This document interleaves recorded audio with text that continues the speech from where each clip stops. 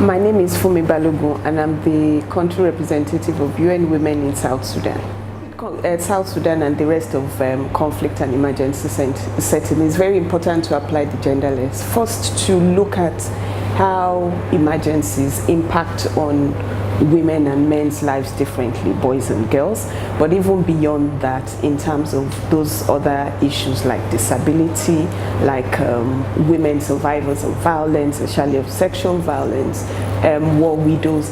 There are very many categories of vulnerabilities that are exacerbated during crisis and emergencies. So in a way, if you don't do an analysis, a gender analysis of those kinds of interventions, you will do the interventions clearly. You would say, I've given food to 5 million women, but what then happens? At what cost are women then able to actually eat the food?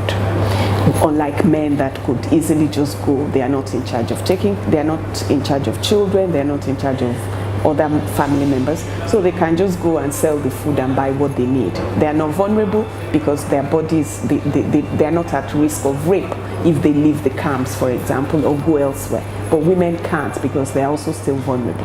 So there are all those layers that you need to look at, and that's only if you apply gender lens.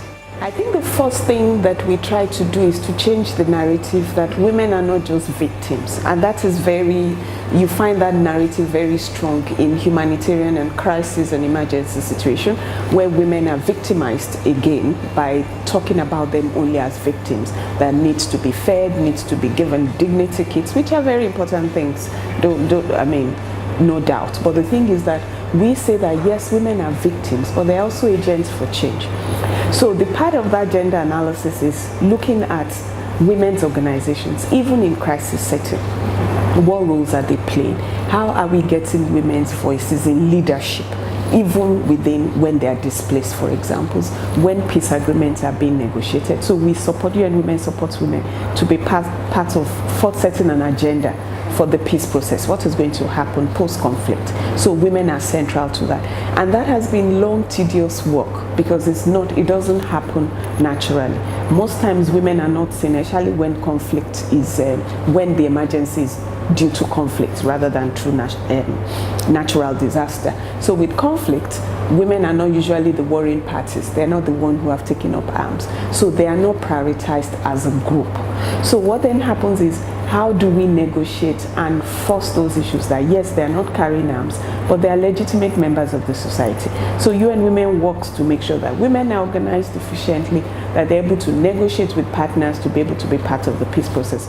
There are two levels to SGBV, and I'll use the example of South Sudan again, because there's the conflict-related sexual violence, which is in terms of rebels, soldiers, whoever they are, that would go into communities, invade those communities, and massively rape the women. So those are conflict-related gender violence. And the support that the UN is playing with UN Women and other UN agencies, including UNFPA, is to have a support system that has been put in place for women survivors of those peculiar types of violence.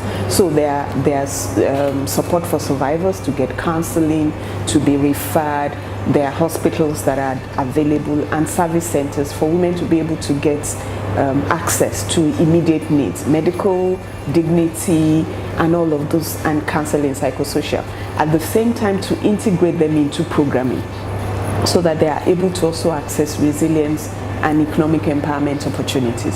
So at the same time, UN Women is also very invested in the violence that occurs with women anyway. And that gets, what happens with those kinds of conflicts is that, with those kinds of violence is that conflict then makes it very, it escalates it in a way. So women still get, domestic violence, for example. In a conflict situation where tensions are high, where economics are falling, people don't have sources of income, then women become more vulnerable. Then you have that constant abuse of women's rights that go on. And what UN Women then does with those type is social norms, working around social norms, male champions, talking to women in their communities, strengthening women's resilience to be able to respond to that. And even within conflict, situation, we're able to do that work because we work with displaced communities who are living in camps that are settled. So because even though there's conflict in South Sudan, not all of it is in conflict. There are places of relative stability where you can still access women and you can deal with their challenges. For me, it is very important that my work continues to give women, including young women, agency to be able to do analysis of their environment, to be able to respond to environment, to Africa, to be able to determine the type of Africa we want. And I know we say it a lot, the Africa we want, and it's in fact it's getting to be a cliche. But when we talk about the Africa we want and the way I remember, the way I want it to be and what I hope I'm contributing to, is that we define our economic models, we define our social models, we define our rules of engagement with the rest of the world, and that women's voices are central to these conversations, that we are not just trying to conform with what has been handed over to us, but that we deconstruct, and that we are very strongly African, that yes, we do have nationalities that are very important, but that if Africa is not strong, the other components can never be strong.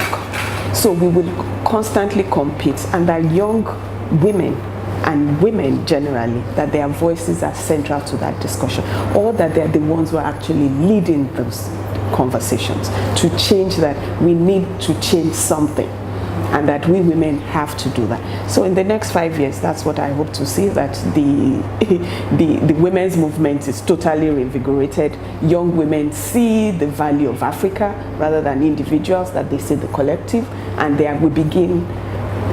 form a force again of making changes in how, whatever direction we intend to go to.